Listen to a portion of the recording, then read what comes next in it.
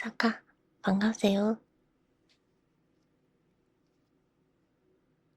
사키가 오늘은 동화책을 읽어드릴 겁니다. 네, 처음부터 다시 시작입니다. 동화가 이 저작권이 없는 동화를 읽어드리려고 하다 보니까 양도 그렇게 많지도 않고 마룬짱이 모르는 내용일 수도 있어요. 이제 읽어드릴게요.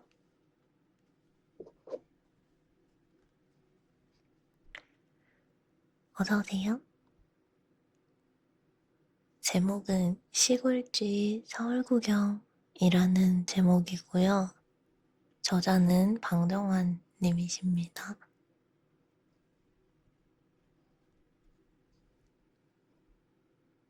시작할게요.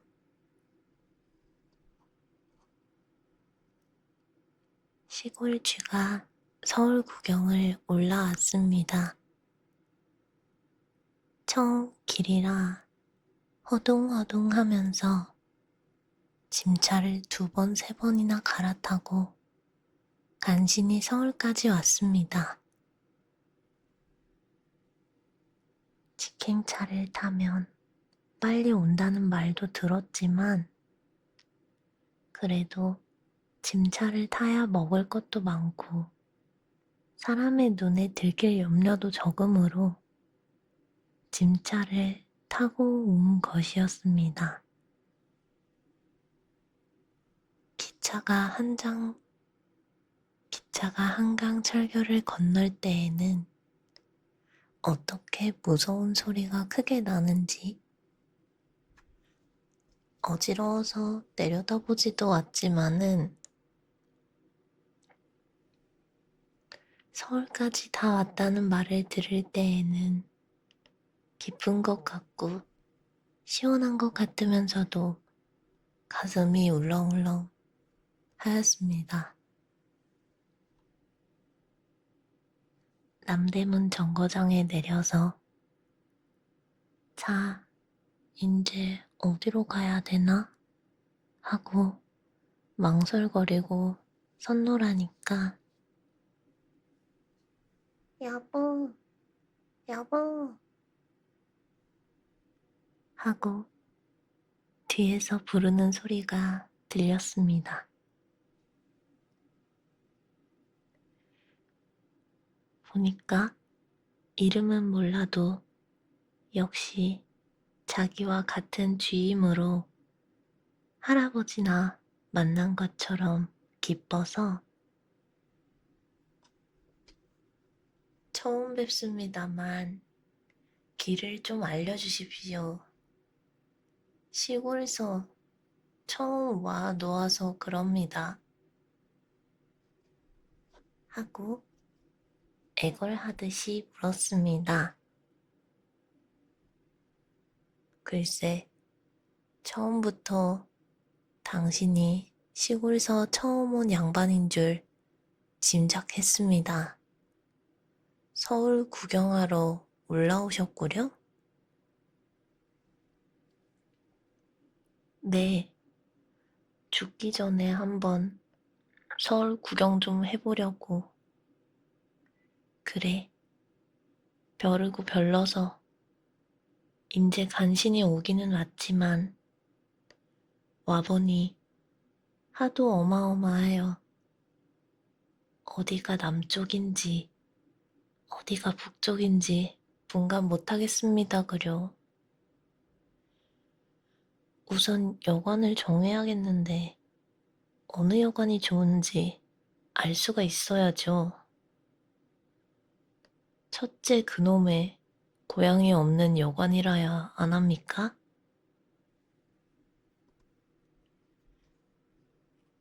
그럼 여관으로 갈 것 없이 나하고 우리 집으로 갑시다 그려. 그럼 돈도 들 염려 없고 고양이도 감히 오지 못하는 집이니까요. 뺑 돌아가면서 쇠로 된 양옥집이니까요. 에? 양옥집이요요? 훌륭한 집에 계십니다, 그려. 서울 왔다가 양옥집 구경도 할 겸, 그럼 댁에 가서 폐를 끼칠까요? 폐가 무슨 폐예요? 자, 나를 따라오셔요. 까딱하면 길을 잃어버립니다. 시골쥐는 이제야 마음을 놓고 서울쥐의 뒤를 따라섰습니다. 저기 소리를 뿌뿡 지르면서 달아나는 것이 저것이 자동차라는 것이랍니다. 다리 부러진 사람이나 안진뱅이나 그렇지 않으면 중병든 사람이나 타고 다니는 것이죠.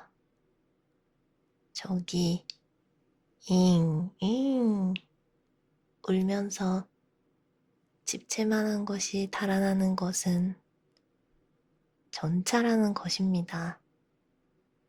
늙은이나 어린애나 아이 벤 여자들이 타고 다니는 것이죠. 돈 5점만 내면 거진 심리나 되는 데까지 태워다 주는 거예요. 우리도 저것을 타고 갔으면 좋으련만 우리는 타면 곧 밟힐 테니까 그래서 못하죠. 아이고, 구경 삼아 걸어가는 것이 좋습니다. 그런데 지금 어디서 불이 났습니까? 난리가 났습니까? 왜 사람들이 저렇게 황급히 뛰어갑니까? 불은 무슨 불이어요? 서울 사람들은 을에 걸음걸이가 그렇죠. 서울서 사는 사람이 그렇게 시골처럼 담배나 피워 물고 한가히 지내서야 살 수 있겠습니까? 굶어 죽죠. 저렇게 바쁘게 굴어도 그래도 돈벌이를 못하는 때가 많으니까요. 그리고 우선 전차, 마차, 자동차, 자전거가 저렇게 총알같이 왔다 갔다 하는데 시골서처럼 한가히 굴다가는 당장에 치여 죽을 것이 아닙니까? 나는 그렇겠는걸요. 구경만 하기에도 눈이 핑핑 도는 것 같은걸요.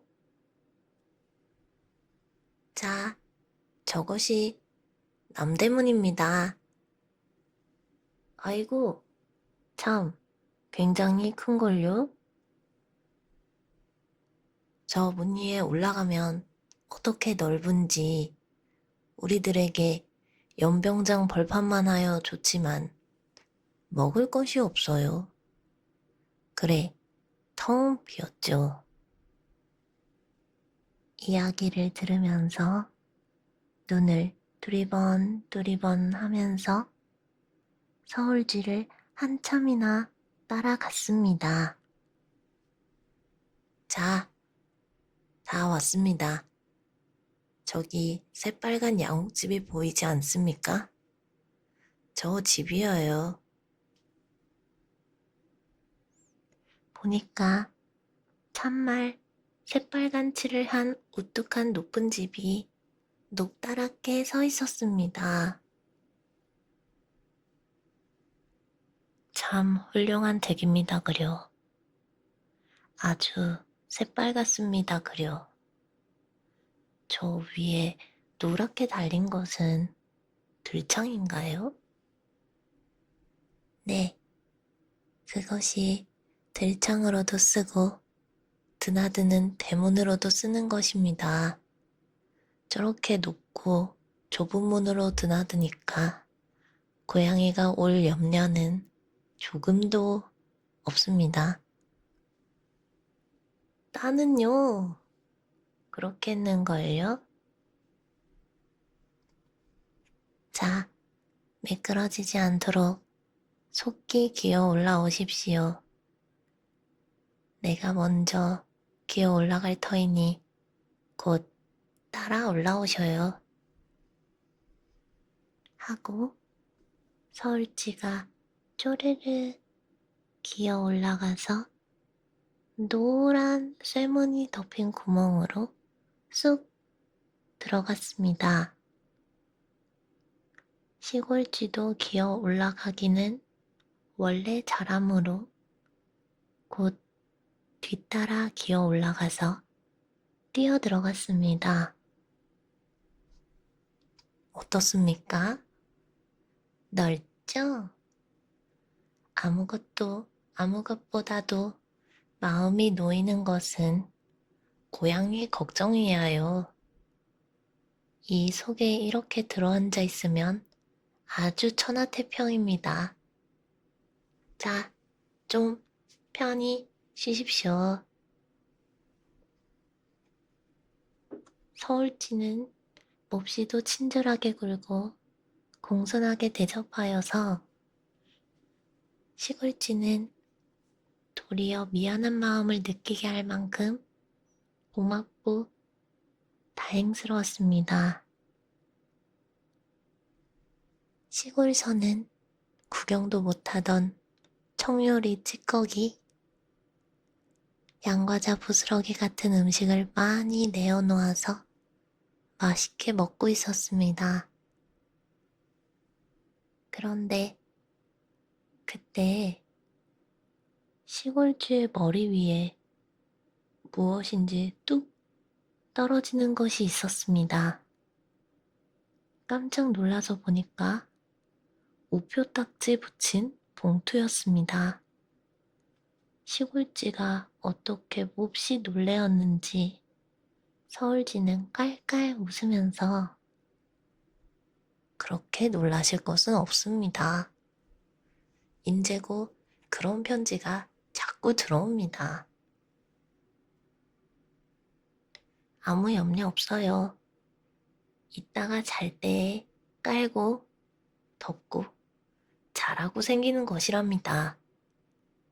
잠든 후에도 밤이 깊어질수록 춥지 말라고 자꾸 그런 것이 생겨서 두둑하게 덮어줍니다. 하고 지금 떨어진 그 편지 봉투를 깔고 앉으라고 시골쥐에게 주었습니다.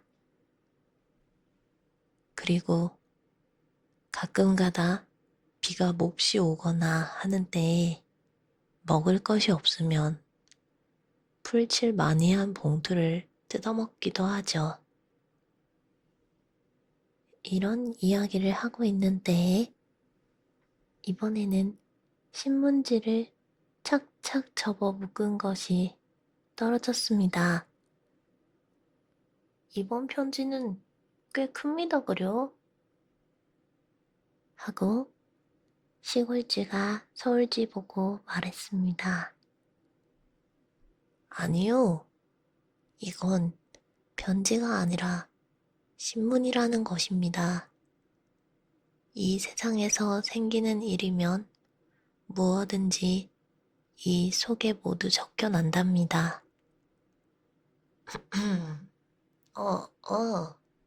무엇이 났나? 좀 읽어볼까? 하고 그 신문을 펴가지고 들여다보더니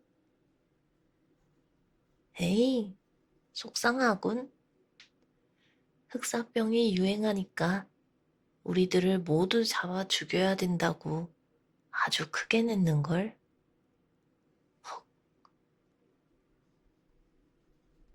에구, 그럼 큰일 났구려. 공연이 올라왔구려. 맞아 죽으면 어쩌나요? 아니요. 그렇지만 이 집 속에 있으면 겁낼 것은 없습니다. 아무 염려 말고 계십시오. 시골쥐는 간신히 마음 놓고 편지를 깔고 신문지를 이불로 덮고 드러누워서 피곤한 판에 고단하게 잠이 들었습니다. 시골 손님이 잠자는 동안에 나는 나가서 먹을 양식을 얻어가지고 와야겠다 하고 서울쥐는 밖으로 나갔습니다. 한참 지난 후 밤이 차차로 밝아올 때였습니다. 재그럭, 재그럭 하고 머리맡에서 이상스러운 소리가 나므로 시골쥐는 신문지 이불 속에서 눈이 뜨여서 움찔 하였습니다. 큰일 났죠. 벼랑간에 머리맡에 있는 누런 문이 괄호 열고 이때까지 잠겨있던 괄호 닫고 누런 문이 밖으로 열리면서 커다란 손이 쑥 들어오더니 거기 있는 편지고 엽서고 신문지고 모두 휩쓸어 내가더니 문턱에서 굉장히 큰 가방 속에 몰아 넣었습니다. 신문지 밑에 웅크리고 있던 시골쥐도 그 통에 휩쓸려서 가방으로 들어가고 제꺽 하고 가방 문까지 잠겨버렸습니다. 이게 어떻게 된 일인지 영문을 모르는 시골쥐는 이렇게 가방 속에 갇혀서 어디로 가는지 어떻게 되는지 겁도 나고 갑갑도 해서 입으로 각작각작 각작각작각작각작 가방 가죽을 뜯어 물어 떼서 구멍을 뚫어놓고 얼굴을 쑥 내밀고 상황을 살펴보았습니다. 자기가 갇혀있는 가방은 어떤 누런 모자를 쓰고 누런 양복 입은 사람의 어깨에 메어져서 그의 엉덩이에 매달려서 지금 어디로인지 자꾸 가는 중이었습니다. 아직도 이른 새벽이건만 서울 남대문 안은 퍽 복잡하였습니다.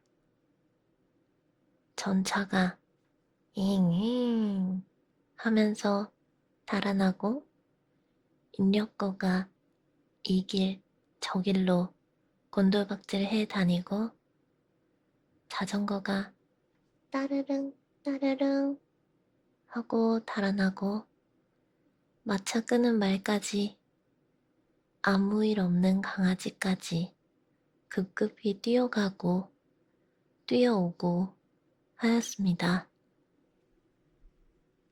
대체 서울이란 굉장히 크고 좋기도 하지만 굉장히 바쁘게 다니는 곳이다.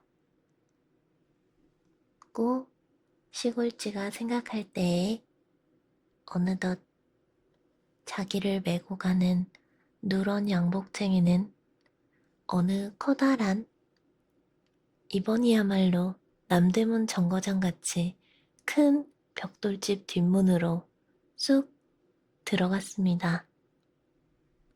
들어가서는 마치 더러운 쓰레기를 버리듯이 가방에 가지고 온 편지를 커다란 채통 속에 쏟았습니다. 이크! 쥐야, 쥐다.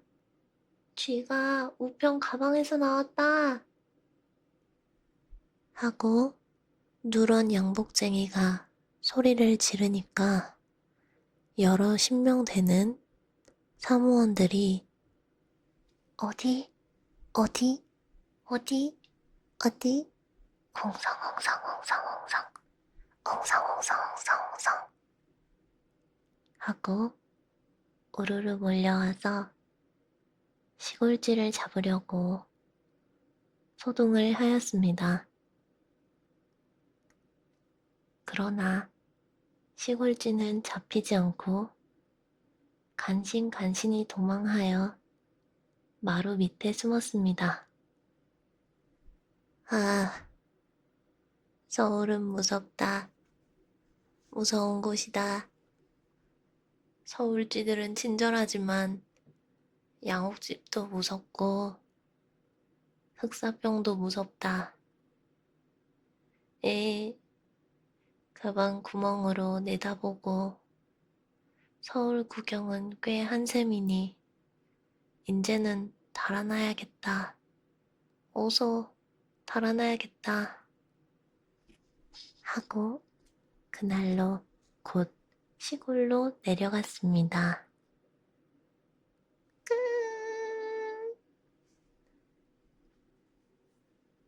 어때요? 어때요? 시간 가는 줄 모르겠죠?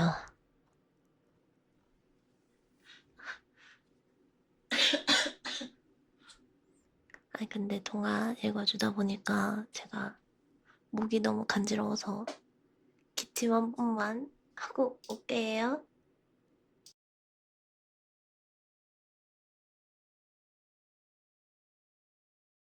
그냥 하면 마론이들 귀에서 피나니까.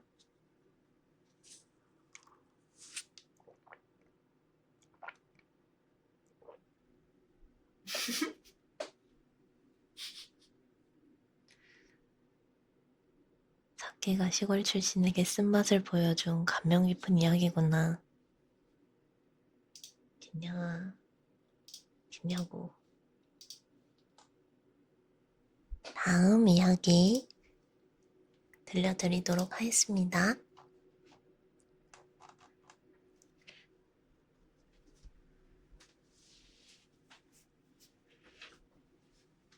물 한 모금만 더.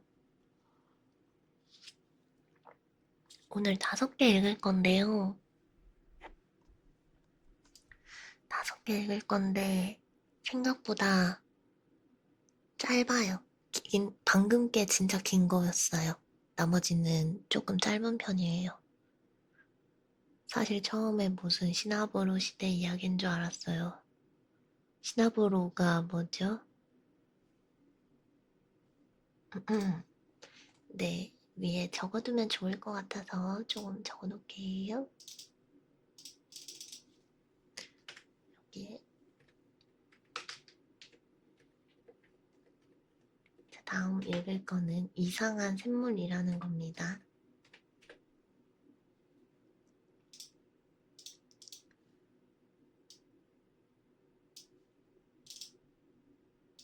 그러니까 다 읽고 토크하고 가주신다는 거죠. ASMR은 유감. ASMR은 ASMR만 하고 갑니다. 이상한 생물 아니에요. 이상한 샘물입니다. 일부러 그런 줄 알았네요.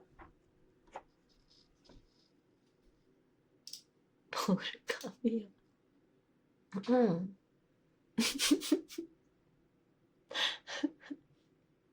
무슨 소리야, 진짜. 옛날 예측 동화에 그런 게 왜 나와?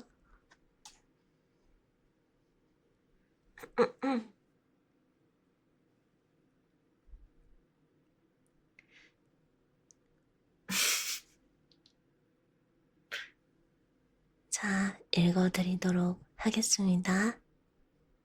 제목은 이상한 샘물이고요. 저자는 방정환님이십니다.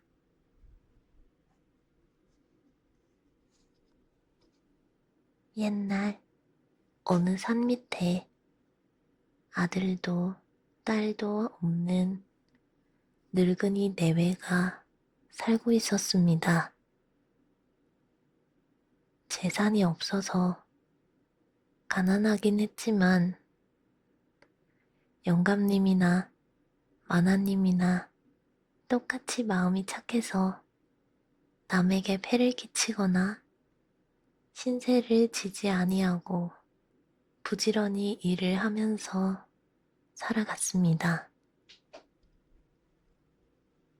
그러나 그 이웃집에 마음 사납고 게으르고 욕심 많은 호랍이 영감 한 명이 있어서 날마다 낮잠만 자고 놀고 있으면서 마음 착한 내외를 꼬이거나 속여서 음식은 음식대로 먹고 돈은 돈대로 속여서 빼앗아 가고 그러면서 고맙다는 말 한마디 하는 법 없이 매양 두 내외를 괴롭게 굴고 험담을 하고 돌아다녔습니다. 그래서 이것을 아는 동네 사람들은 어떻게 욕심쟁이를 다시 잘 가르쳐서 다시 길렀으면 좋겠다고 하였습니다.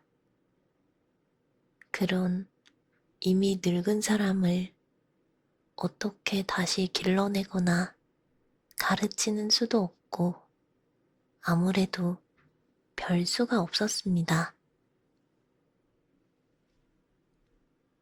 정말 그 욕심쟁이 늙은이로 해서 착한 영감내외는 아무리 힘을 들여 일을 하고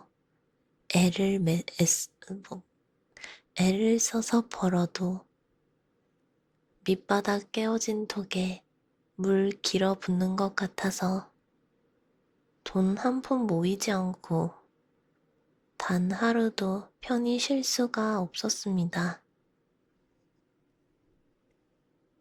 다 구부라진 허리를 쉬엄쉬엄 쉬어가면서 죽을 고생을 들여서 이른 아침부터 밤 어둡기까지 산에 가서 나무를 모아다가 팔지 않으면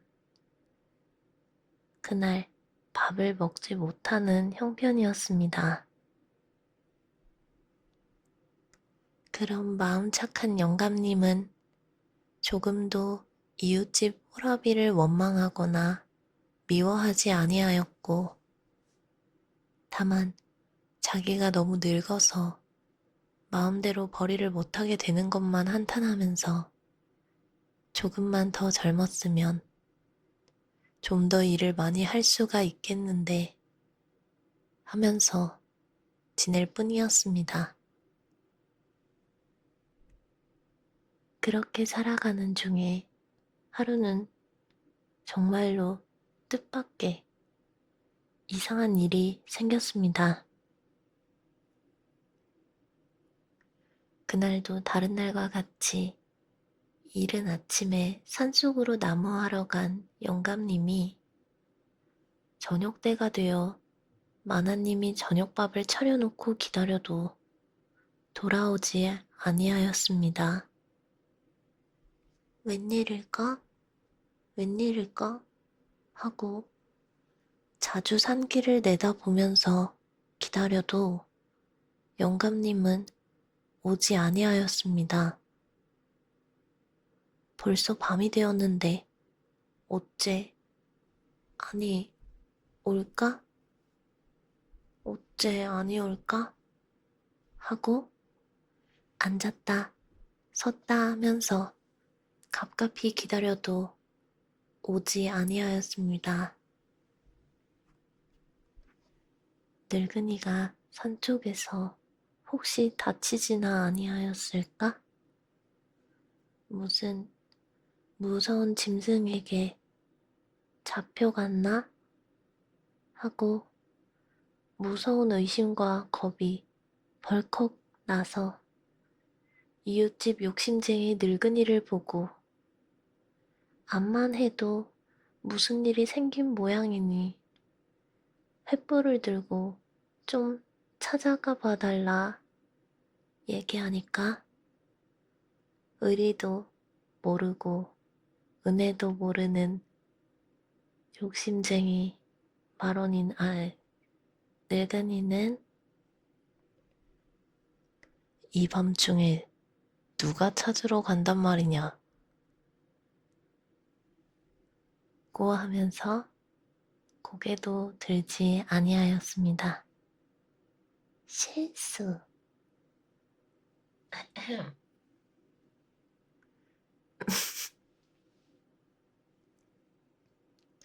하는 수 없어서 마나님이 혼자서라도 찾으러 가야겠다고 집신을 신고 횃불을 켜들고 문 밖으로 나섰습니다. 그러니까 그제야 나무찜을 지고 어슬렁어슬렁 컴컴한 산길로 영감님이 오지 않습니까? 마나님은 어찌나 반가운지 후닥닥 뛰어가서 손목을 잡으면서 아이고 어서 오셔. 어떻게 걱정을 하였는지 모르겠소. 왜 이렇게 늦으셨소? 하고 집으로 받아들였습니다. 나뭇집을 내려놓고 방에 들어온 후에야 영감님의 얼굴을 보고 마나님은 깜짝 놀라었습니다. 이상도 하죠? 영감님의 얼굴은 주름살 하나 보이지 않고 수염도 없어지고 하얗게 새었던 머리도 새까매지고 아주 25살쯤 되어 보이는 젊디 젊은 새서방으로 변한 까닭이었습니다. 오, 게이드.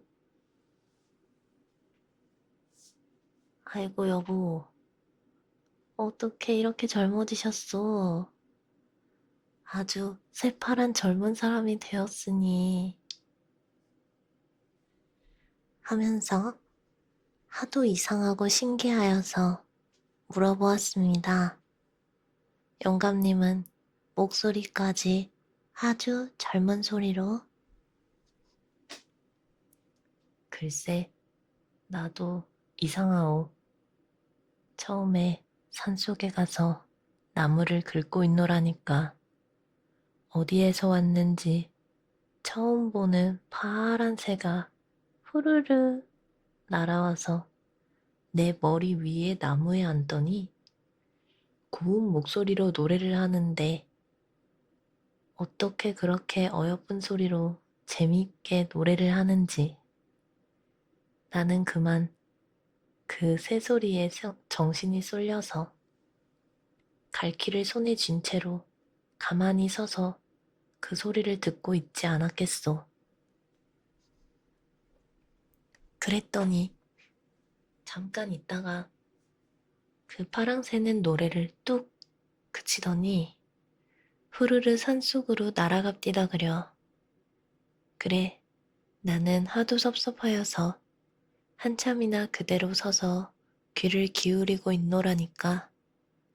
저 산속에서 그 새소리가 나길래 한 번 더 가깝게 가서 그 소리를 들으려고 그 산속으로 가니까 또 후르르 하고 더 깊이 날아가길래 그냥 따라가서 자꾸 쫓아 들어갔었구려. 그렇게 한참 가니까 생전에 가보지 못하던 곳인데 거기 조그만 나뭇가지에 새가 앉았습디다. 그래, 거기까지 가보니까 그 나무 밑에 조그만 웅덩이가 있고 벼랑간 어찌 목이 마른지 그냥 그 샘물을 손바닥으로 퍼먹어 보았더니 어떻게 그 물맛이 시원한지 좋은 약주를 먹은 것 같습니다. 그래서 나는 그만 파랑새니 뭐니 다 잊어버리고 5번이나 그 샘물을 퍼먹었지. 그랬더니 속이 시원하면서 술 먹은 사람같이 마음이 상쾌한 중에 어떻게 그만 잠이 들어서 한참 동안이나 자다가 밤이 되니까 어찌 추운지 추워서 깨어가지고 지금 돌아오는 길이요.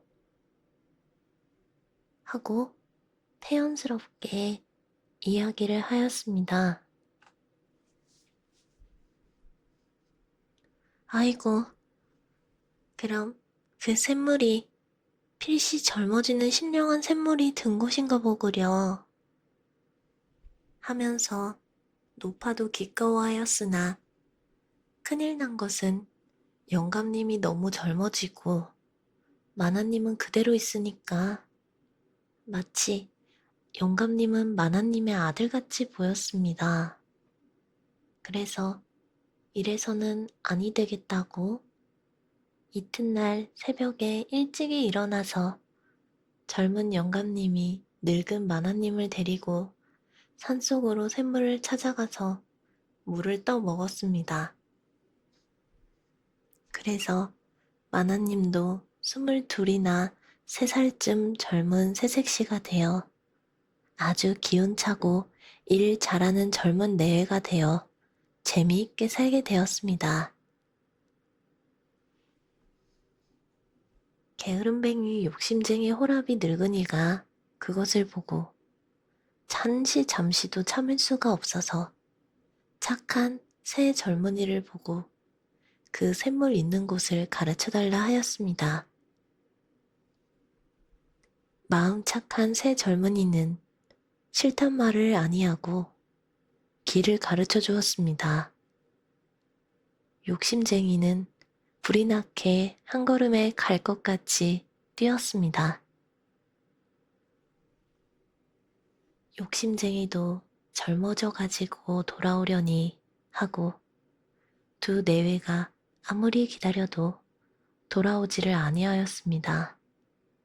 저녁 때가 되고 해가 져도 돌아오지 않았습니다.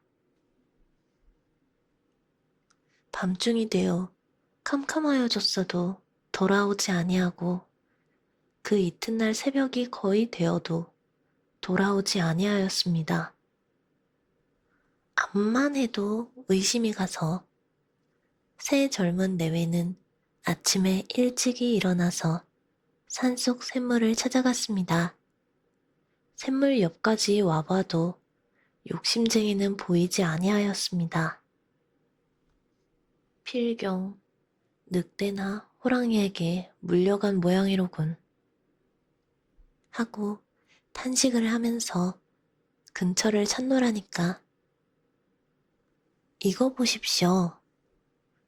저쪽 바위 틈에 크디 큰 어른의 옷을 입은 갓난 어린애가 누워서 으앙, 으앙, 으앙 하고 울고 있지 않습니까? 웬일인가 하고 뛰어가 보니 옷은 분명히 욕심쟁이 늙은이가 입었던 옷인데 옷 속에서 갓난아기가 으앙, 으앙, 으앙 울고 있으므로 그 욕심쟁이가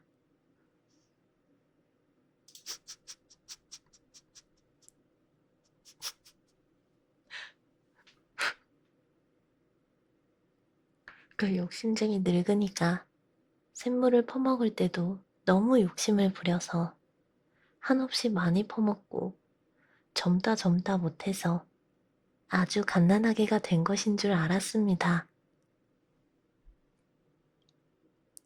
그래서 새 젊은 내외는 깔깔깔 웃으면서 우리 집에 어린애가 없어서 쓸쓸스러우니 우리가 갔다가 기릅시다 하고 갓난 아기를 안고 내렸습니다. 마음 착한 내외에게 다시 길리워 자라난 후에는 욕심도 없고 게으르지도 않은 좋은 사람이 되었을 것입니다. 끝.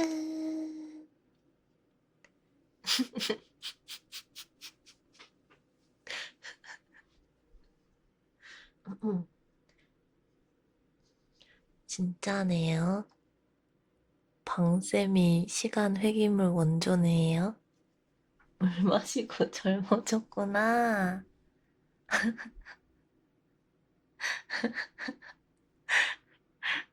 아, 너무 웃기네. 근데 노버브도 젊어졌는데 기억 있는 거 보면 그 애도 기억 다 있는 거 아님? 아마 너무 갓난 애로 돌아가서 잊어버렸을 듯. 솔직히 20살 때까진 다들 기억하잖아. 근데 애기 되면 기억 못할 듯. 아, 목이 왜 이렇게 간지럽죠? 감기인가요?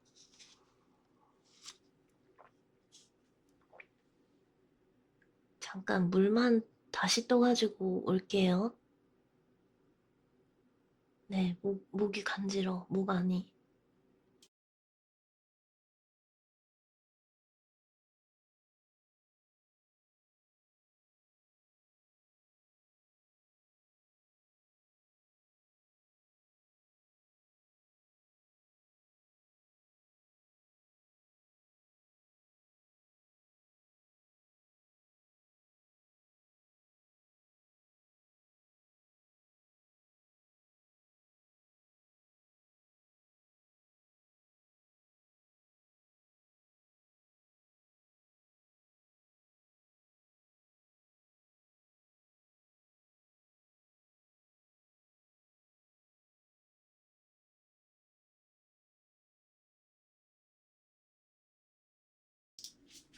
그런가? 미세먼지인가?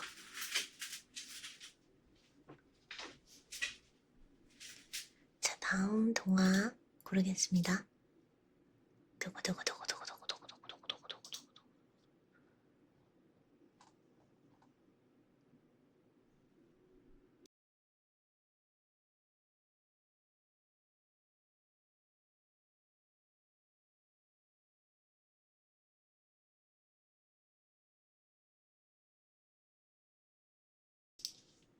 사키도 처음 듣는 제목인데 읽어드리겠습니다.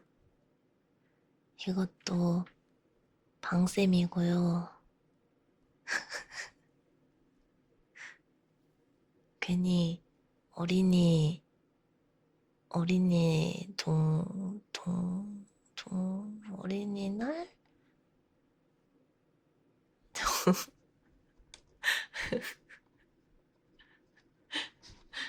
제목은 욕심쟁이 땅차지입니다. 저자는 방정환님이세요.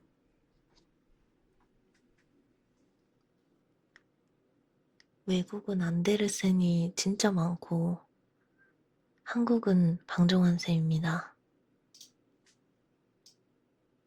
그니까 어린이날 만드신 굉장한 분 역시 동화를 많이 쓰신 분이었어. 읽어드리겠습니다. 그다지 오래되지도 않은 옛날 한 시골에 몹시 욕심 많은 사람이 있었습니다. 1926년 거네. 딱 100년 전 건가?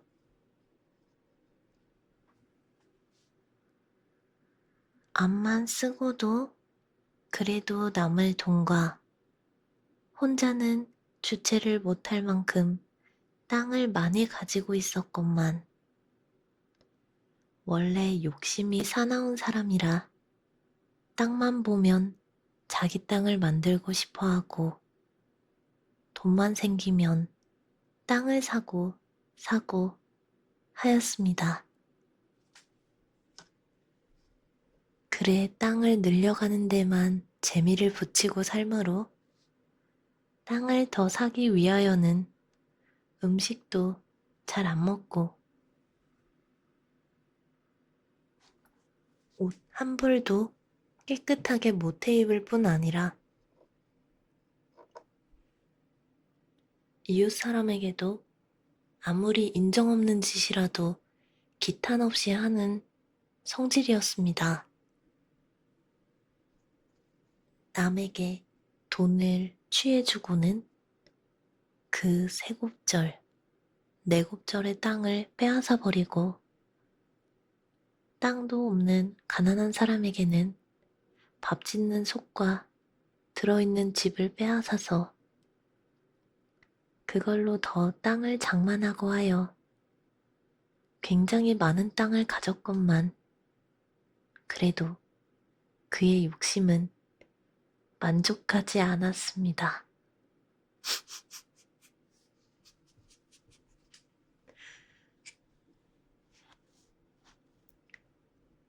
쓸데없는 소리 하지 말아주세요.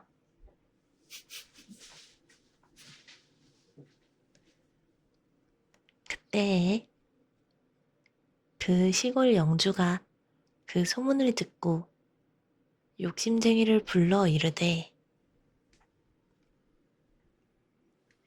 그대가 그렇게 땅을 많이 가지기가 소원이라니 내일 아침 해가 솟을 때 말을 달리기 시작하여 꼭 해가 질 때까지 얼마를 돌던지 둥글게 휘돌아오면 그 돌아온 만큼 십리 둘레를 돌았으면 십리 안의 땅을 모두 주고 백리 둘레를 돌았으면 백리 둘레 안 땅을 모두 그대에게 줄 것이니 어떠한가? 하였습니다.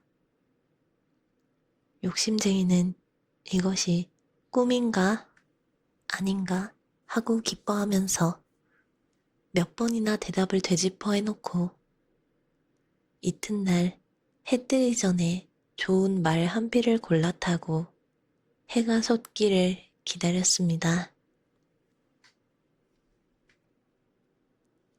동편 산머리에 해가 보이기 시작하자마자 욕심쟁이는 말을 달리기 시작하였습니다. 조금이라도 더 부지런히 달려서 조금이라도 더 멀리 돌아야 땅을 많이 얻게 된다고 생각하면서 욕심쟁이는 말이 숨 쉴 새도 없이 채찍질을 하면서 발 뒤꿈치로 말의 뒷다리를 자꾸 차면서 멀리 멀리 달렸습니다. 그러니 단 2시간이 못 되어 말은 죽을 지경으로 헐떡거리고 사람도 정신을 못 차릴 지경이었습니다.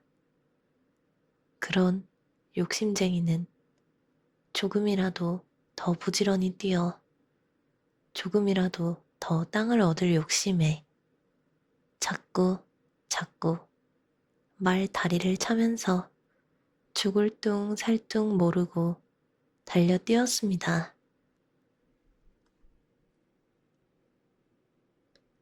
점심때가 되니 점심을 먹일까 말이 헐떡거리니 잠시라도 쉬기나 할까 그냥 그대로 달려 해 질 때까지 가까이 되니까 정말 굉장히 멀리 돌아서 그 시골 땅이란 땅이 모두 그 안에 들었습니다. 이래서는 이 시골 땅을 모두 주게 생겼는걸? 하고 영주와 모든 사람들은 놀랬습니다. 그러나 산 머리에 해가 돌아가려고 할 때 간신히 떠나던 자리에까지 달려 돌아온 욕심쟁이와 말은 그만 땅에 폭 고꾸라졌습니다. 돌기는 굉장히 넓게 멀리 돌았지만은 너무도 심한 노력에 그만 거꾸러져서 영영 다시 일어나지 못하고 죽어버렸습니다.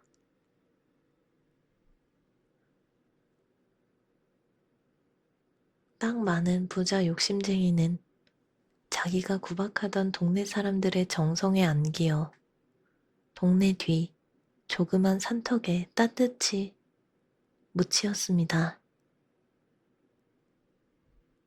보니까 그가 영구히 들어놓은 무덤은 겨우 3평도 못 되었습니다. 그래, 모든 사람이 이렇게 말하였습니다. 3평만 하고도 넉넉하고도 남을 것을 공연히 그렇게 애를 쓰고 죽었구나.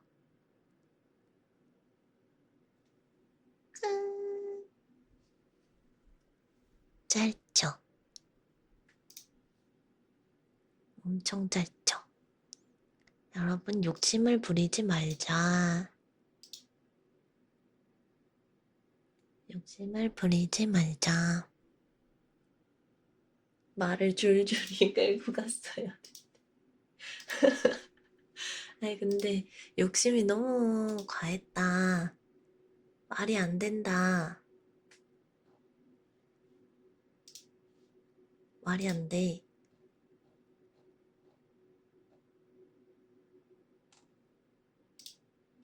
자, 이제 다음 동화. 우리가 알고 있는 많은 동화는 웬만하면 외국 거라서 외국은 저자가 죽어도 번역이 저작권을 갖기 때문에 제가 그걸 읽으면 문제가 생길 수 있다고 해요. 그래서 사실 안데르센님 거는 읽고 싶어도 제가 읽을 수가 없어서 웬만하면 한국 걸로 계속 읽고 있습니다. 그래서 모르는 내용들도 조금 있을 거예요. 다음 동화 2개 남았어. 동화 2개 남았어. 하나.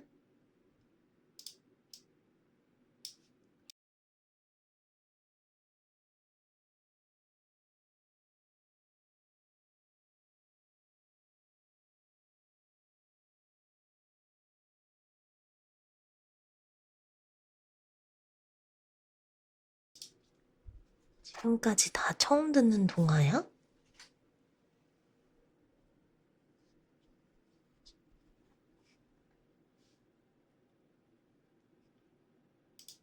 나는 들어보니까 알 것 같기도 하고 모를 것 같기도 하고 그런 동화네요.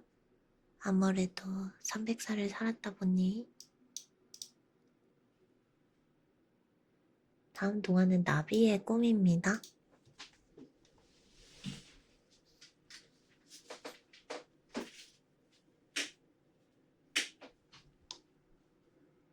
나비의 꿈.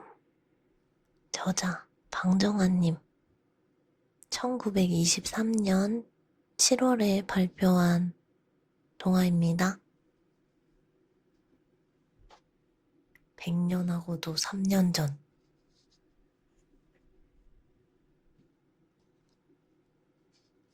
어느 들에 어여쁜 나비가 한 마리 살고 있었습니다.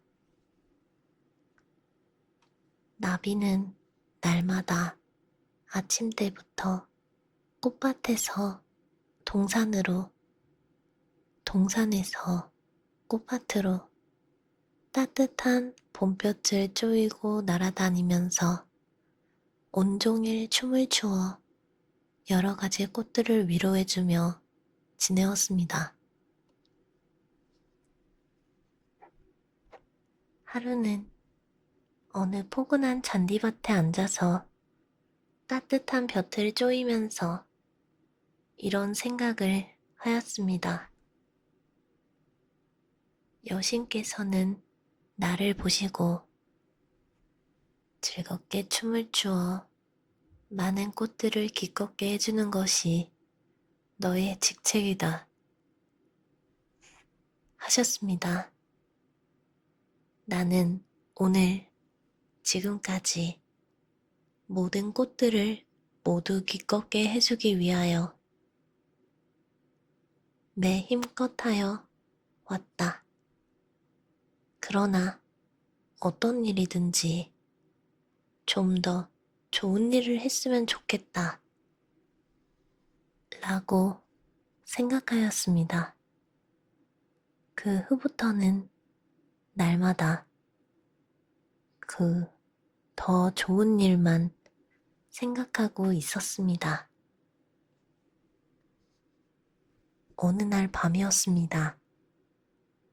나비는 그날도 온종일 재미롭게 춤을 추었기 때문에 저녁 때가 되니까 몹시 고단하여서 일찍이 배추밭 노란 꽃가지에 누워서 콜콜 가늘게 코를 골면서 잠이 들었습니다. 그리고 이런 꿈을 꾸었습니다. 나비는 전과 같이 이리저리 펄펄 날아다니노라니까 어느 틈에 전에 보지 못하는 모르는 곳에 이르렀습니다. 거기서 시골같이 쓸쓸스런 곳인데 나직한 언덕 위에 조그마한 집이 한 채 있었습니다. 에그? 어떻게 이런 곳으로 왔을까? 하고 나비는 이상해했습니다. 그리고 언뜻 보니까 그 조그마한 집 뒤뜰에는 동백나무가 서 있고 나무에는 빨간 동백꽃이 많이 피어 있으므로 나비는 그 꽃 위에 앉아서 날개를 쉬고 있었습니다. 따뜻하게 볕만 퍼지고 동네도 조용하고 이 조그만 집도 사람 없는 집같이 조용하였습니다. 그러더니 이 빈집같이 조용하던 집에서 나직하고 조심스런 소녀의 소리가 들렸습니다. 예, 민수야, 얼른 나아야 약을 먹고 얼른 나아야 아니하니? 네가 이렇게 알아 누웠기만 하면 누나가 쓸쓸하지 않으냐? 분명 병든 동생의 머리맡에 앉아서 근심하는 소리였습니다. 그러니까 그 병든 동생이 기운 없는 말로 대답하는 것이 들렸습니다. 누나, 나는 약 먹기 싫어요. 써서 어떻게 먹어? 약보다도 나는 동산에 가고 싶어요. 살구꽃하고 복사꽃이 피었겠죠? 응? 누나야, 작년처럼 동산에 올라가서 새 우는 소리도 듣고 나비가 날아다니는 것을 보고 싶어요. 아, 어서 동산에 가봤으면.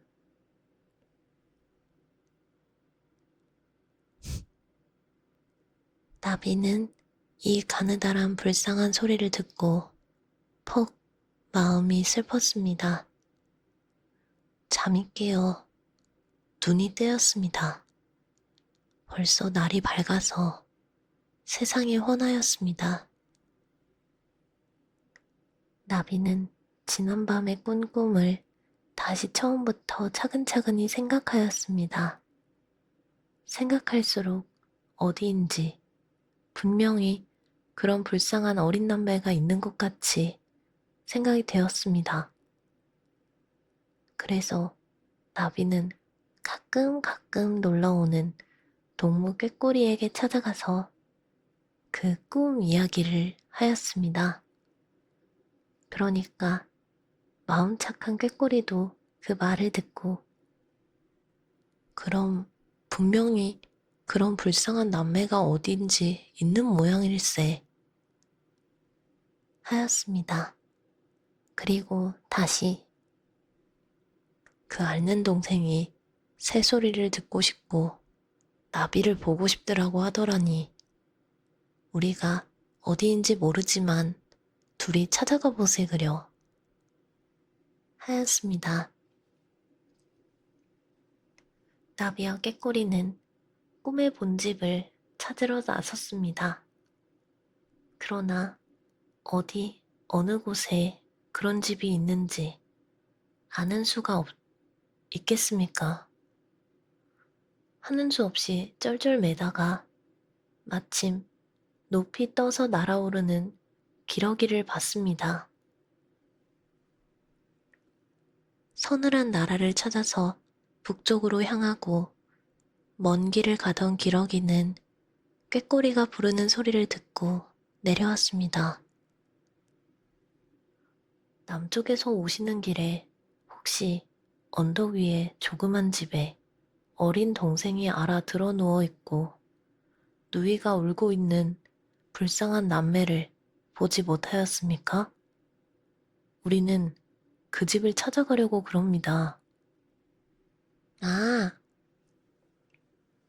알고 말고요. 착한 남매가 불쌍하게 근심을 하고 있습니다. 어서 가보십시오.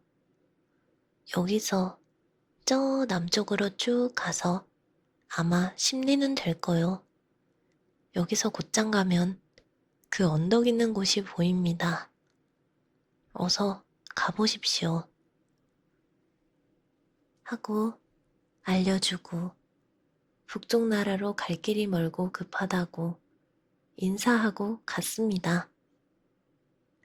나비와 꾀꼬리는 기꺼워서 한숨에 갈 듯이 남쪽으로 날아갔습니다. 한참이나 가니까 언덕이 보였습니다. 그 언덕 위에는 꿈에 보던 그 조그만 집이 있고 뒷뜰에는 꿈에 앉았던 동백꽃도 피어 있었습니다. 어떻게도 반가운지 여기다, 여기다 하고 나비는 꾀꼬리를 데리고 동백꽃 나무에 앉아서 아가씨, 아가씨, 문 열어주십시오 하고 불렀습니다. 그러나 아무리 불러도 방 속에서도 아무 대답도 없었습니다. 그러니까 꾀꼬리가 아무리 부른들 알아들을 리가 있나? 하고 이번에는 자기가 그 어여쁜 목소리로 꾀꼴, 꾀꼴, 꾀꼴꼴꼴 죄송합니다. 하고 노래를 불렀습니다. 그러니까 방속에서 깜짝 놀라는 듯한 소리가 나더니 방문이 드르륵 열렸습니다. 꾀꼬리는 그냥 자꾸 노래를 불렀습니다. 방문을 열고 내다보는 사람은 12살쯤 되어 보이는 얌전한 소녀였습니다. 꾀꼬리와 나비가 나란히 앉아있는 것을 보고 몹시도 반가워하면서 마치 반가운 사람이나 만난 듯이 기뻐서 어찌할 줄을 모르며 사람에게 하는 말 같이 아이고 고마워라. 꾀꼬리도 나비도 왔구나. 민수가 어떻게 너희들을 보고 싶어 했는지 모른단다. 하고는 예그 민수가 보게 방에까지 들어왔으면 좋으련만 하였습니다. 나비와 꾀꼬리는 후루루 날아서 방으로 들어갔습니다. 방이라야 좁다란 한 칸 방인데 9살쯤 된 어린 사내아이가 마르고 파란 얼굴에 눈을 감고 누워서 잠이 든 것 같기도 하고 죽은 것 같기도 하였습니다. 민수야, 눈 떠봐. 꾀꼬리하고 나비가 찾아왔어. 하면서 소녀는 동생을 부드럽게 흔들어서 깨웠습니다. 꾀꼬리는 목소리를 곱게 내어 재미있고 씩씩하게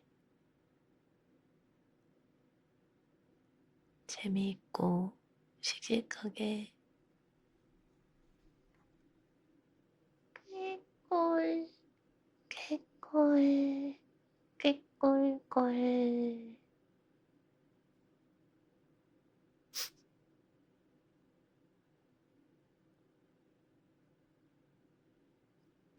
꾀꼴 아니에요. 꾀꼴이에요. 하고 노래를 정성껏 불렀습니다.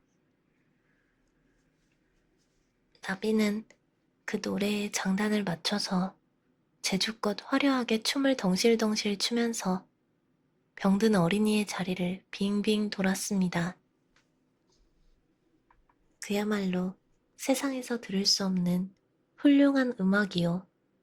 진기한 무도였습니다.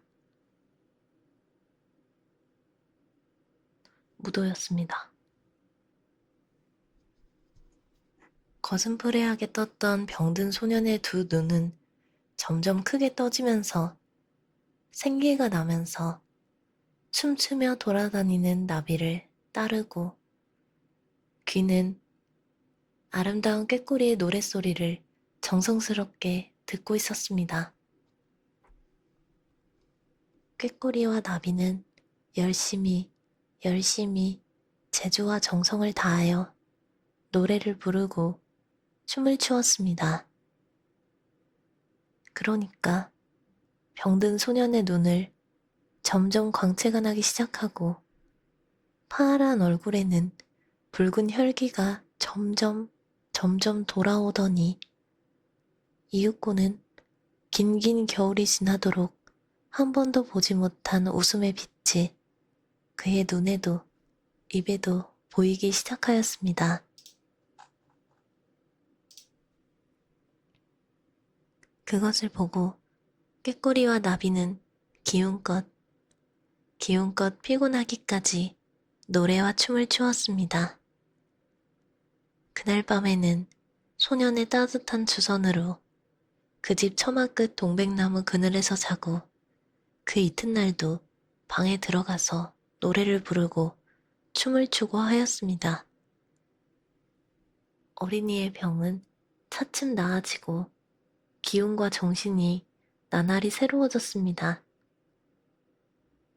나비와 꾀꼬리는 그 이튿날도 또 그 이튿날도 쉬지 않고 노래와 춤으로 병든 소년을 위로하였습니다. 이렇게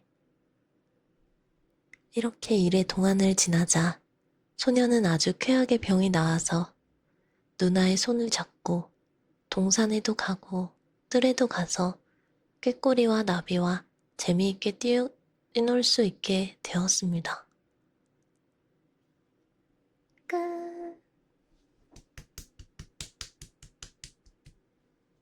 역시 동화는 해피엔딩이 최고입니다. 너무 뭐랄까?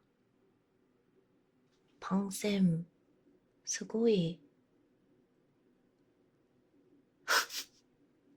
뭐야 나비랑 꾀꼬리 잡아서 세상에 이런 일이 안 나가는구나. 아니 근데 진짜 대단하다. 엄청 옛날부터 뭔가 이런 게 있었구나. 약간 이게 텔레파시 아니야? 어떻게 알아? 보지도 않고 만나지도 않는데 운명을 느낀 거잖아. 굉장해. 옛날 동화. 확실히 약간 옛날 동화 보면은 뭐랄까? 좀 생각이 넓어지는 느낌이네요. 사카, 반갑세요. 어서오세요.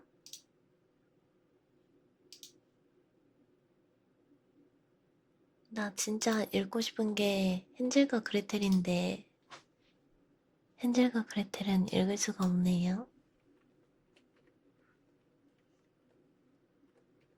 그나마 마로니들이 알만한 게 금도끼, 은도끼인데 너무 짧아요. 진짜 역대급. 여태까지 내가 읽어줬던 거에 3분의 1 정도.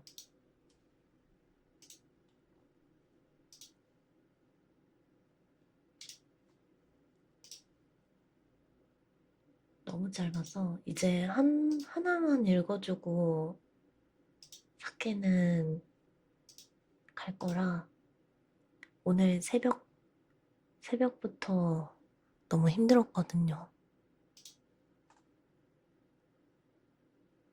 아침 6시에 엄마 미역국 갖다 주느라 너무 힘들었어.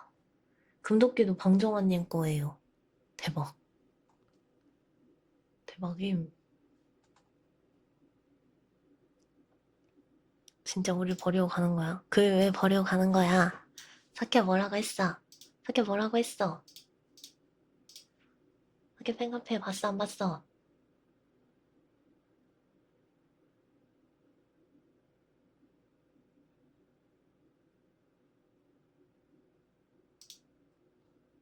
둘째 줄 스케줄표 세우?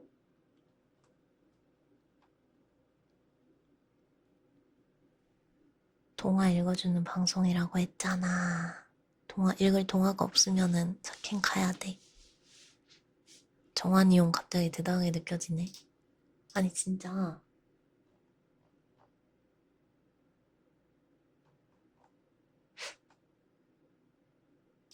3월 금음날 밤. 마른짱 이거 모르지 않아요? 나도 몰라. 이거 뭔데?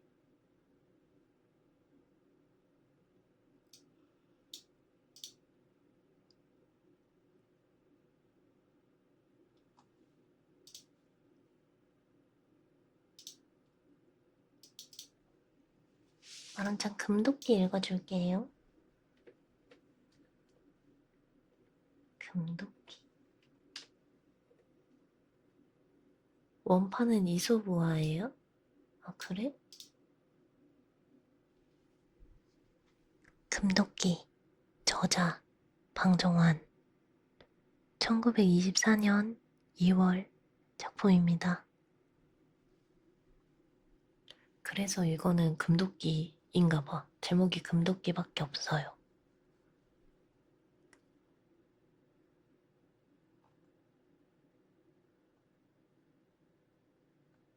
나무꾼 한 사람이 연못가에서 큰 나무를 베다가 번쩍 든 도끼를 놓쳐서 그 도끼가 연못물 속에 풍덩 들어가 버렸습니다. 한없이 깊은 연못 속에 들어갔으니까 다시 찾을 생각도 못하고 나무꾼은 그냥 연못가에 쓰러져서 탄식을 하고 있노라니 어여쁜 물귀신이 나와서 무엇 때문에 탄식을 하느냐고 묻습니다. 그래, 도끼 잃어버린 말을 하니까 여기는 예쁜 물귀신이네. 염려 말게 내가 찾아다 줌세 하고 물속으로 들어가더니 한참 만에 번쩍번쩍하는 좋은 금도끼를 가지고 나와서 이게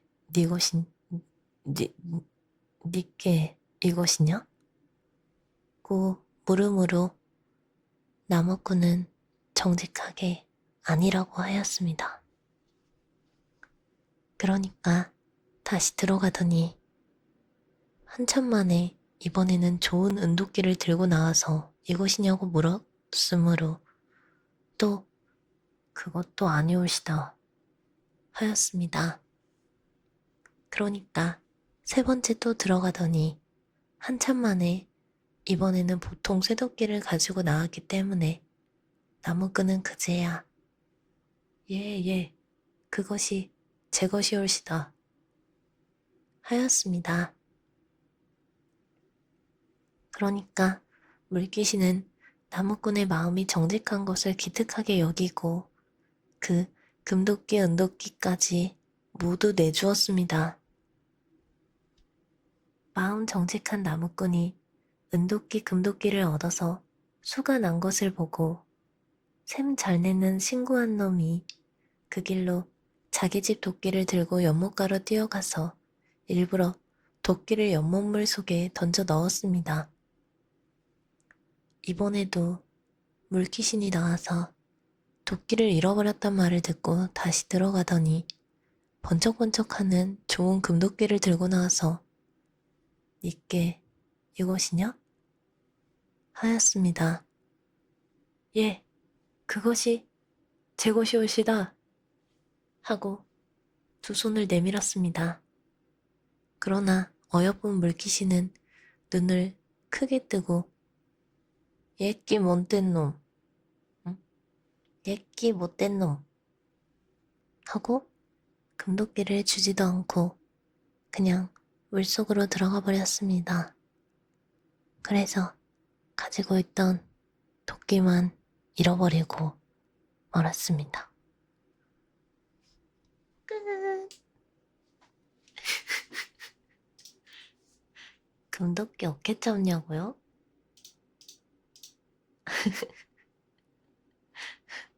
엄청 짧아. 다른 거 하나 있다. 약간 재밌을 만한 거. 근데 사케도 진짜 여기 있는 거 웬만해서는 다 처음 듣는 얘기긴 해. 좀 재밌긴 해. 원래는 아주 유명한 판타지 용병 이야기임.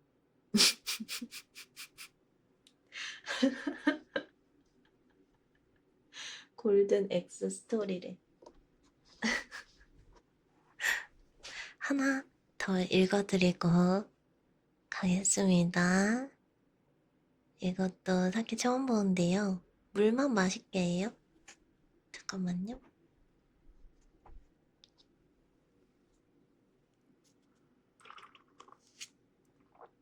어, 추추 팬카페에 후기 써줄 거지?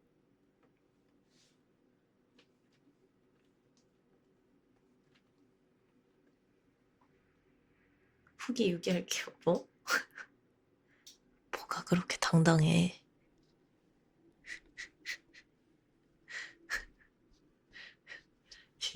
이제 이제 역조공 안 해. 참네. 이제 안 한다고. 이제 역조공 안 한다고. 그래. 알았어. 아니야. 오히려 좋아. 선례가 생겼잖아.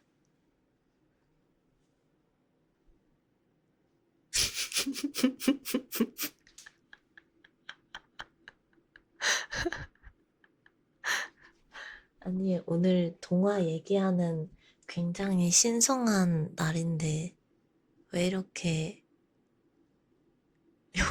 욕심쟁이야? 욕심쟁이. 오늘 욕심을 부리면 안 된다가 교훈인데, 욕심 부리면 어떡하냐고!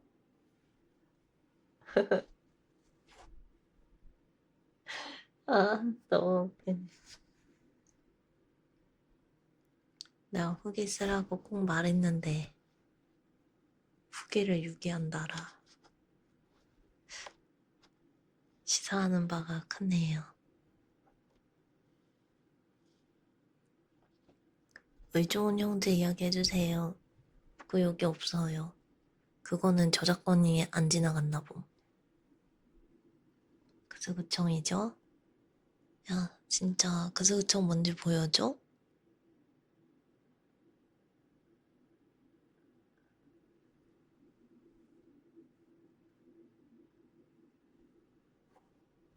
이제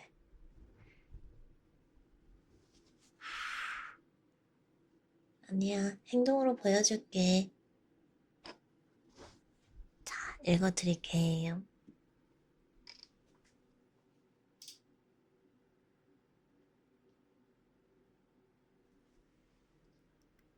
선물 아닌 선물입니다. 저자 방종환님이고 1924년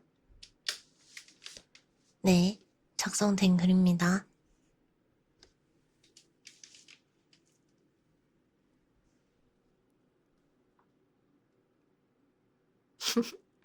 네, 이야기 이름이에요. 옛날 어느 나라에 몹시 마음이 착하고 인정 많은 사람이 안시라는 사람이 있었습니다. 아니야. 나는 그런 생각까지 못해.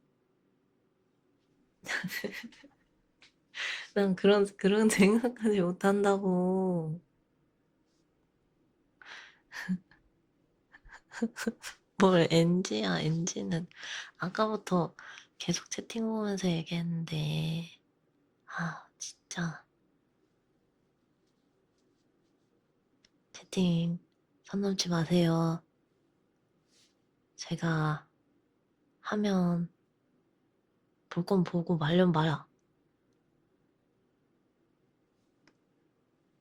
옛날 어느 나라에 몹시 마음이 착하고 인정 많은 사람이 안씨라는 사람이 있었습니다. 착하고 인정이 많은 그만큼 복이 많아서 어떻게 큰 부자였는지 그 가진 보물이라든지 날마다 흔히 쓰는 돈이든지 크고 훌륭한 집이든지 그 무엇이든지 그 나라 임금님보다도 더 굉장한 것 같았습니다. 이렇게 한 백성에 지나지 못하는 사람이 임금님보다도 덕이 많고 복이 많아서 잘 차리고 산다는 것이 임금님 마음에 괘씸스럽고 밉게 생각되어서 어떻게 하면 그놈을 없애버리고 그 많은 재산을 모두 빼앗아 버릴까 하고 여러 가지 꾀를 생각하였습니다. 그래서 기어코 한 꾀를 내어가지고 하루는 벼슬하는 사람들을 보내서 그 마음 착한 안씨를 잡아들였습니다. 아무 나쁜 일 한 것도 없고 꿈에도 죄를 진 일이 없이 벼랑간에 영문 모르고 붙잡혀온 안씨는 정신 잃고 엎드려 있으니까 이놈, 네가 네 죄를 모를까? 하고 호령을 하므로 아무 죄도 없습니다. 고 대답하고 싶었으나 그렇게 대답하면 더 야단 맞을까 겁나서 그저 죽은 채 하고 그저 잘못했으니 살려주십시오 하고 정성으로 빌었습니다. 그러니까 비는 소리는 들은 채 만체하고 죽일 놈, 살릴 놈 하고 야단 하더니 나중에 이놈, 네 집에는 천냥이 많아서 이 세상에 없는 것이 없다 하니 내가 가져오라는 선물 한 가지를 가져와야지 네 목숨을 살려주지. 그렇지 못하면 네 목을 베어 바치리라 합니다. 안씨는 선물 한 가지만 가져오면 살려준다는 말만 다행하여 예, 예, 무엇이든지 그저 가져오라시는 대로 가져올 터이니 살려만 주십시오. 하고 이 말을 땅에다 자꾸 대었습니다. 그러면 오늘부터 사흘 안으로 낮도 밤도 아닌 때 옷 아닌 옷을 입고 말 아닌 말을 타고 선물 아닌 선물을 가지고 오너라. 만일 사흘 안으로 그대로 시행하지 못하면 네 목을 베리라 합니다. 이런 일은 사람이 아니고 귀신이라도 하지 못할 일이라 이제는 죽었구나 하고 안 씨는 얼굴이 파래져서 악을 쓰는 소리로 그러지 말고 나를 지금 당장 죽여주십시오 하고 소리쳤습니다. 그러나 그때는 벌써 임금님은 궁전 안으로 들어가 버리고 거기 있지 아니하였습니다. 안 씨는 그만 다 죽은 사람처럼 기절하여 그 자리에 쓰러진 것을 여러 사람들이 간신히 메어다가 자기 집에다 뉘었습니다. 이대로 사흘만 지나면 주인의 목이 베어지겠으니 그 큰 집안이 초상난 집처럼 곡성이 진동하고 또 그 소문을 듣는 사람마다 그것은 임금님의 억지의 일이지 낮도 밤도 아닌 때가 어디 있으며 옷이 아닌 옷은 어디 있고 말 아닌 말이 무엇고 선물 아닌 선물은 어디 있단 말이오. 하느님더러 가져오라면 가져올 듯 싶단 말이오. 그렇게 죽이고 싶거든 차라리 그냥 죽여버리는 것이 옳지. 하고들 모두 안 될 일이라 생각하고 안 씨가 죽게 된 것을 슬퍼하였습니다. 집안 사람들은 울며 불며 난리난 집 같은데 안 씨는 이틀 지난 뒤에 그냥 들어가서 목을 베어달라고 하기로 결심하고 음식도 자시지 않고 죽은 듯이 누워있을 뿐이었습니다. 그날이 지나고 또 이튿날이 또 지나고 다음 날 아침 때였습니다. 이제 이날만 지나면 안 씨는 죽게 되는 것이었습니다. 그런데 그날 아침에 안 씨의 외딸 13살 된 소녀가 자기 방에서 튀어나와서 아버님 방으로 뛰어가더니 아버님, 제가 이틀 동안 그 생각을 하다가 이제 좋은 꾀를 생각하였사오니 아버지께서는 인제 염려 마시고 일어나셔서 기운을 차리십시오. 하고 시온슬에 나섰습니다. 여러분, 이 귀신도 행하지 못할 어려운 문제를 13살 먹은 소녀가 어떻게 해결하였겠습니까? 이 이야기의 끝을 듣기 전에 생각해 보십시오. 생각해 보세요. 2분 드리겠습니다.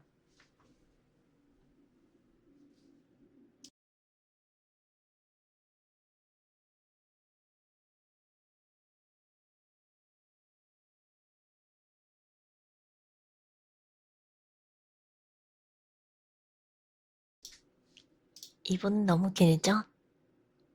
넘어가요. 소녀는 그날 저녁 때 대궐 임금님 앞에 나왔습니다. 아버님 대신에 소녀가 온 것을 용서하신다면 가지고 온 것을 드리겠습니다. 하니까 임금은 마음에 퍽 신기하여 용서하마. 제일 첫째, 너는 낮도 밤도 아닌 때 옷 아닌 옷을 입고 말 아닌 말을 타고 왔느냐? 하고 물었습니다. 예, 지금 해가 막 졌으니 낮은 아니요. 아직 어둡지 아니한 황혼시이오니 낮도 밤도 아닌 때 아닙니까? 그것은 맞았다. 옷 아닌 옷은? 보시는 바와 같이 이렇게 그물을 휘감고 있으니 그물이 옷은 아니로되 몸을 가렸으니 옷 아닌 옷이 아닙니까? 허허, 그것도 맞았다. 또 그 다음엔? 저기, 제가 타고 온 것을 보십시오. 당나귀를 타고 왔으니 말은 아니로되 역시 말의 한 종류니 말 아닌 말이 아니고 무엇이겠습니까? 그거 참 신통하게 생각했구나. 그래, 이젠 정작 선물 아닌 선물을 가지고 왔느냐?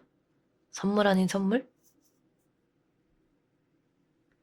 임금님 생각에는 다른 것은 다 잘 있어도 선물 아닌 선물이야 이 세상에 있을 리가 없으니까 그것은 못 가져왔으리라 하였습니다. 예, 가져왔습니다. 예습니다. 하고 임금님의 앞으로 바짝 나서서 무언지 소나기에 쥔 것을 임금님 손에 꼭 쥐어주면서 자, 꼭 받으셔요. 자, 이젠 분명히 받으셨죠? 합니다. 임금님은 무언지 조그만 것을 손속에 받아들고 속으로 이것이 무엇일꼬? 하면서 분명히 받긴 받았다. 그러나 선물 아닌 선물인지 이제 보아야지 알지. 하면서 그 손에 받아든 것을 펴보았습니다. 손을 펴니까 손 속에 있던 것이 벼랑간에 후루룩 하늘로 날아 달아나므로 깜짝 놀라 쳐다보니까 조그만 새새끼였습니다. 임금님이 하도 어이가 없어 입을 벌리고 이게 어디 선물이냐?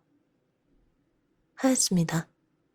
소녀는 생글생글 웃으면서 그러게 선물 아닌 선물이죠. 갖다 드렸으니 선물은 선물이요. 달아나고 말았으니 선물이 아닌즉 그것이 선물 아닌 선물이 아니고 무엇입니까? 그렇지 않습니까?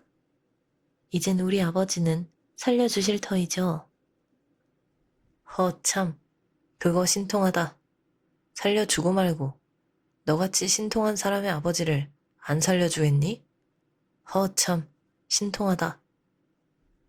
하면서 오히려 마음이 기뻐서 좋아하였습니다. 그래 안씨를 곧 청하여 자기가 잘못하였노라 사과하고 그 소녀와 자기의 아들 왕자와 혼인하기로 약속하였습니다. 끝! 아주 띵작이네요. 사키 배고파.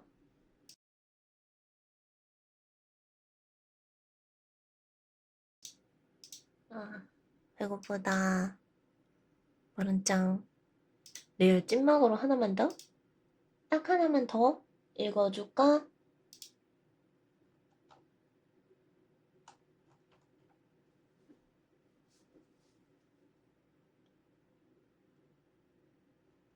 설떡, 술떡. 저녁 안 되었어요? 좀 빨리 먹었어요, 저녁을.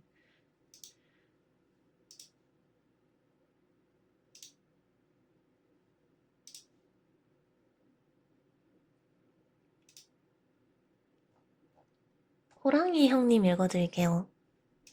저 엊그제 먹다 남은 엽떡. 호랑이 형님은 좀 유명하겠다. 마론짱들 좀 알겠다.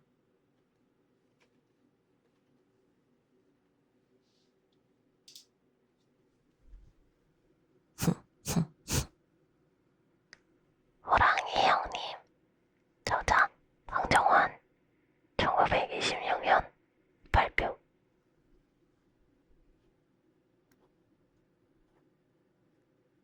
옛날 호랑이 담배 먹을 적 일입니다.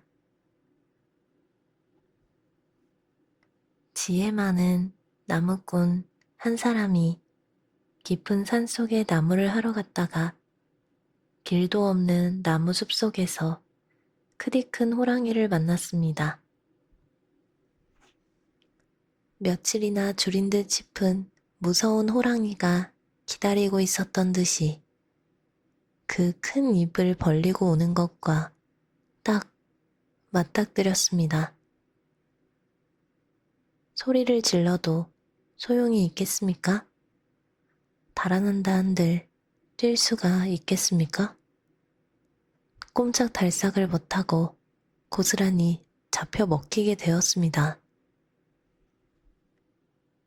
악소리도 못 지르고 그냥 기절에 쓰러질 판인데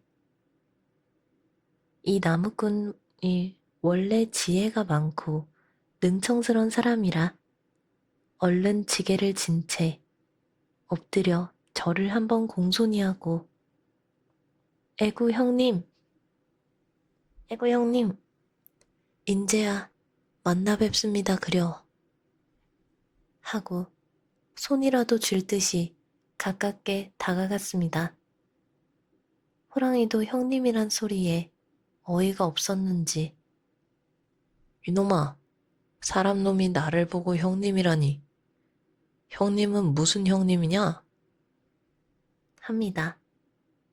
나무꾼은 시치미를 딱 대고 능청스럽게 우리 어머니께서 늘 말씀하시기를 너의 형이 어렸을 때 산에 갔다가 길을 잃어 이내 돌아오지 못하고 말았는데 죽은 셈치고 있었더니 그 후로 가끔 꿈을 꿀 때마다 그 형이 호랑이가 되어서 돌아오지 못한다고 울고 있는 것을 본즉 분명히 너희 형이 산속에서 호랑이가 되어 돌아오지 못하는 모양이니 네가 산에서 호랑이를 만나거든 형님이라 부르고 자세한 이야기를 하라고 하시었는데 이제 당신을 배우니 꼭 우리 형님 같아서 그럽니다. 그래, 그동안 이 산속에서 얼마나 고생을 하셨습니까? 하고 눈물까지 글썽글썽 해 보였습니다. 그러니까 호랑이도 가만히 생각하니 자기가 누구의 아들인지도 그것도 모르겠거니와 낳기도 어디서 낳았는지 어릴 때 일도 도무지 모르겠으므로 그 사람 말같이 자기가 나무꾼의 형이었을지도 모른다는 생각이 들었습니다.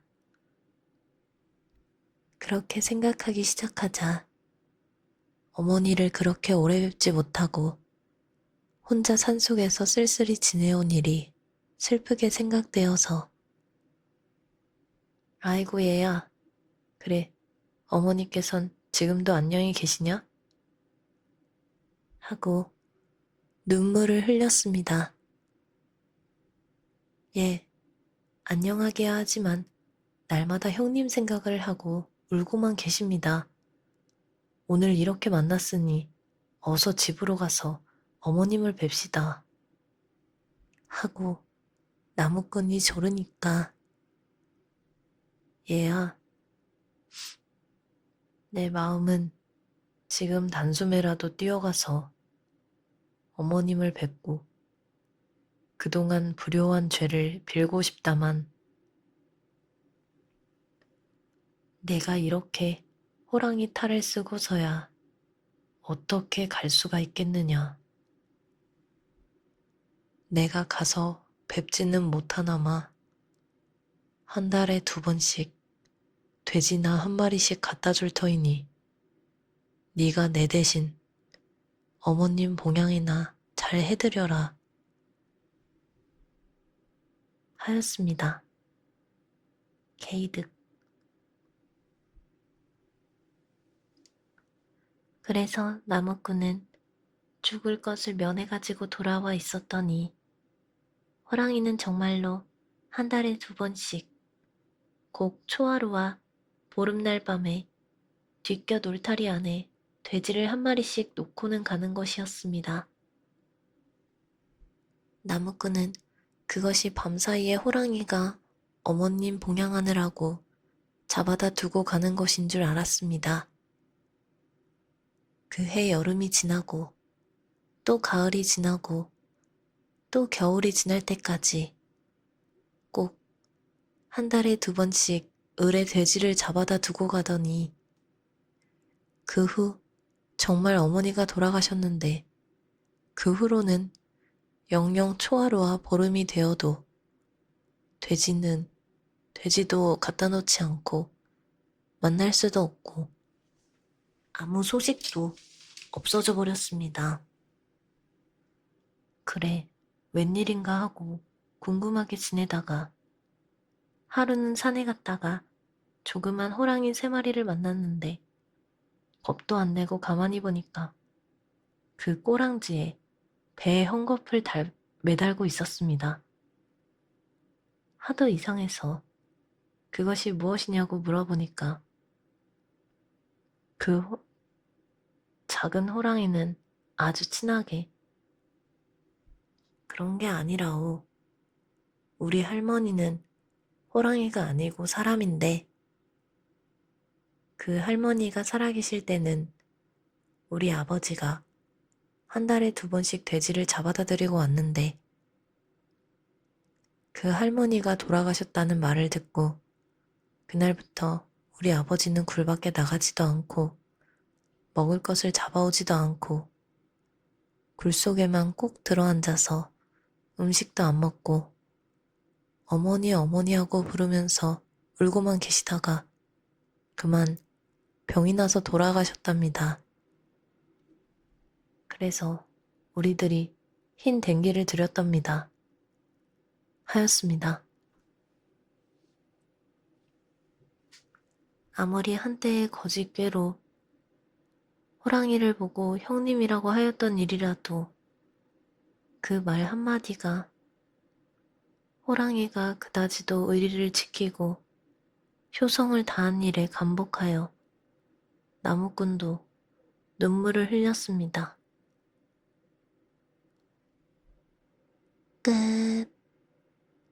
이 정도면 곰이 아니라 호랭이가 사람이 되었어야 하는 건데. 근데 너무 감동적이다, 그쵸? 너무 감동적이야. 역시 동화는 너무 감동적이야. 아니, 진짜 눈물겹네? 호랑이가 사람보다 낫네?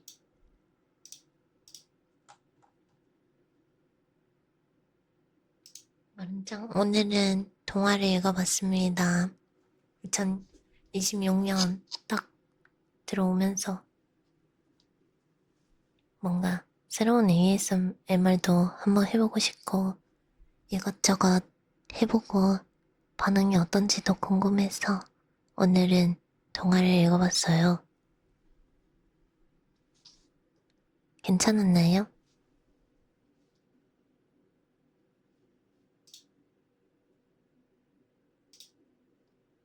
좀 짧아서 아쉽긴 했는데 그래도 읽는 거 재밌었어요. 생각보다 발음도 똑띠하고 좋아? 감사합니다. 감사세요. 저 그런 거 한번 해보고 싶었거든요. 뭐지? 그 음성 기부? 다음에 한번 기회가 되면, 시간이 좀 있으면 그런 것도 한번 해보고 싶네요. 사케가 읽어주는 그 이북, 이런 거.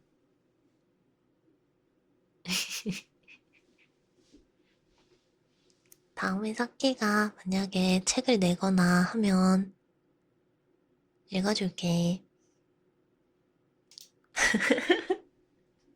2부 한다는 얘기는 아닌데 10시는 채우고 가야지. 2부는 아니야.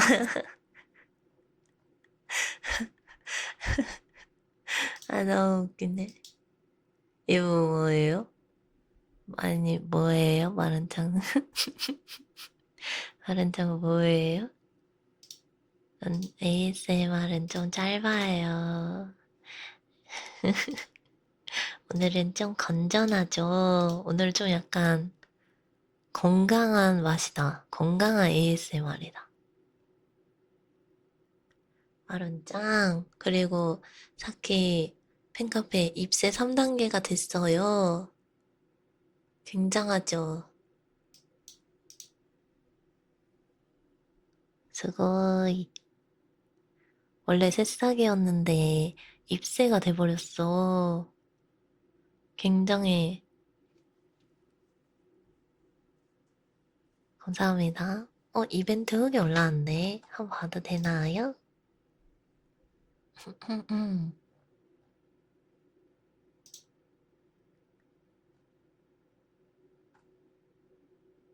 와, 마지막 ip새. 마지막 ip새 떼졌어. 아니, 붙었어. 다른 ip새들이 붙었어.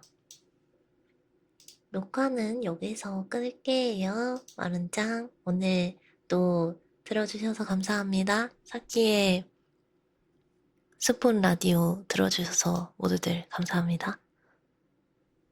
뽀뽀하면 ASMR 잘리니까 뽀뽀는 못해요, 오늘은. 오늘은 방정 줍스 못합니다. 녹화 끝.